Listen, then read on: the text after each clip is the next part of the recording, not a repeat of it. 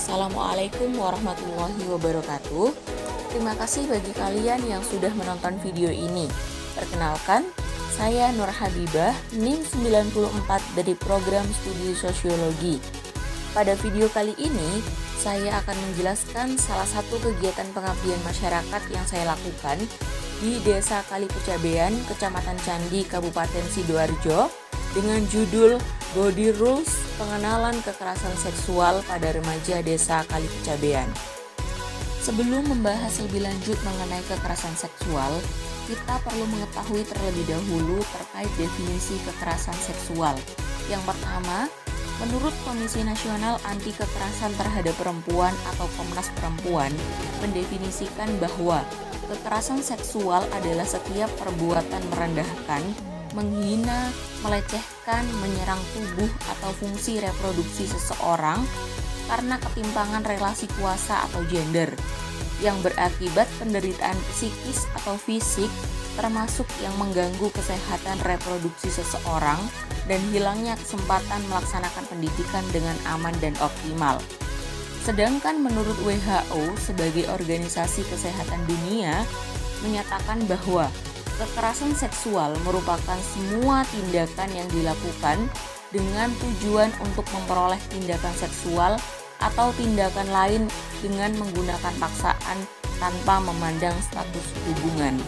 Berdasarkan data yang dihimpun oleh Komnas Perempuan, kekerasan seksual dibedakan menjadi 15 jenis, diantaranya adalah pemerkosaan, intimidasi seksual, pelecehan seksual, eksploitasi seksual, perdagangan perempuan, prostitusi paksa, perbudakan seksual, pemaksaan perkawinan, pemaksaan kehamilan, pemaksaan aborsi, pemaksaan kontrasepsi dan sterilisasi, penyiksaan seksual, penghukuman tidak manusiawi, praktik tradisi, dan kontrol sosial. Selanjutnya kita akan membahas mengenai dampak kekerasan seksual yang diklasifikasikan menjadi 3, yaitu dampak psikologis, dampak fisik, dan dampak sosial. Dampak kekerasan seksual merupakan hal serius yang diderita oleh para korban kekerasan seksual. Pertama, dampak psikologis dari korban kekerasan seksual yaitu berupa stres dan trauma mendalam. Hal ini berpengaruh besar pada fungsi otak yang tidak berjalan sesuai fungsinya. Jika dampak ini dibiarkan dan tidak segera ditangani, maka korban dapat mengalami gangguan mental, ketidakberfungsian otak, bahkan gangguan jiwa. Kemudian trauma mendalam yang dialami dapat menyebabkan ketakutan terhadap orang lain yang tidak bisa dihilangkan, sehingga membuatnya tidak dapat menjalankan fungsi sosialnya dengan baik. Cara untuk menangani dampak psikologis ini adalah dengan melakukan terapi dan konsultasi kepada psikolog.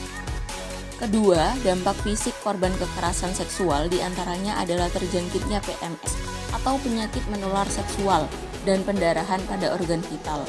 Kedua dampak tersebut jika tidak disadari dan tidak mendapatkan penanganan kesehatan, maka resiko terbesarnya adalah kematian. Ketiga, dampak sosial kekerasan seksual adalah berupa respon masyarakat terhadap dirinya dalam lingkungan sosialnya. Stigma masyarakat terkait kekerasan seksual adalah dipandang sebagai perbuatan yang buruk dan rusak. Stigma ini tidak memandang apakah orang tersebut korban atau pelaku kekerasan seksual. Berdasarkan stigma tersebut, mereka para korban kekerasan seksual dikucilkan dan mengalami keterasingan. Meski dampak ini merupakan respon masyarakat, akan berpengaruh juga terhadap psikologis mereka nantinya. Padahal pada hakikatnya, lingkungan sosial yang berada di sekitar korban kekerasan seksual harus memberikan dukungan agar dapat mereka segera bangkit dan menjalani kehidupan dengan aman dan nyaman. Selanjutnya, beralih pada program pengabdian masyarakat dengan tema pengenalan kekerasan seksual pada remaja di Desa Kalipecabean, Kecamatan Candi, Kabupaten Sidoarjo. Latar belakang dilaksanakannya kegiatan pengabdian masyarakat tersebut adalah angka kekerasan seksual di Sidoarjo yang tinggi dan mengalami kenaikan. Fenomena tersebut dibuktikan dengan beberapa tulisan yang dapat ditemui di situs media informasi. Pengabdian masyarakat Universitas Trunojo Madura di Desa Kalipecabean, Kecamatan Candi, Kabupaten Sidoarjo dengan judul Pengenalan Bentuk Kekerasan Seksual pada Remaja dilaksanakan pada 12 Juni 2022 yang diikuti oleh 30 remaja dengan pemateri salah satu dosen sosiologi Universitas Trunojo Madura, yaitu Ibu Heti Mulyaningsi SSOS MKes. Mengapa program ini perlu dilakukan? Karena mengingat semakin adanya perkembangan zaman, potensi terjadinya kekerasan seksual semakin besar yang dilakukan dengan berbagai cara. Melalui program ini, remaja Desa Kalipecabean mengerti tentang apa itu kekerasan seksual, jenis kekerasan seksual, dan bahaya kekerasan seksual agar mereka dapat menghindari kekerasan seksual. Berbekal pengertian dan pengetahuan tersebut, mereka dapat menghindari kekerasan seksual dengan tidak melakukannya. Sehingga, melalui program ini, remaja dapat menekan angka kekerasan seksual di Sidoarjo. Kemudian, apa saja yang dijelaskan dalam program pengabdian masyarakat dengan tema kekerasan seksual tersebut?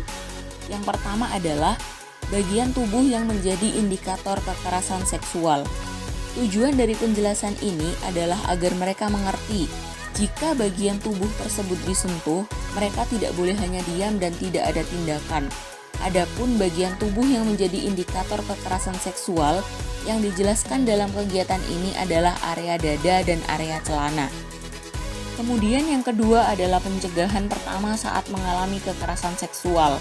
Di antaranya adalah hindari obrolan yang berbau pornografi, berani mengatakan tidak pada ajakan yang dilakukan orang asing, berani berteriak untuk meminta tolong jika ada seseorang yang melakukan tindakan tidak senonoh, dan berani melapor kepada orang yang dipercaya jika mengalami hal tersebut.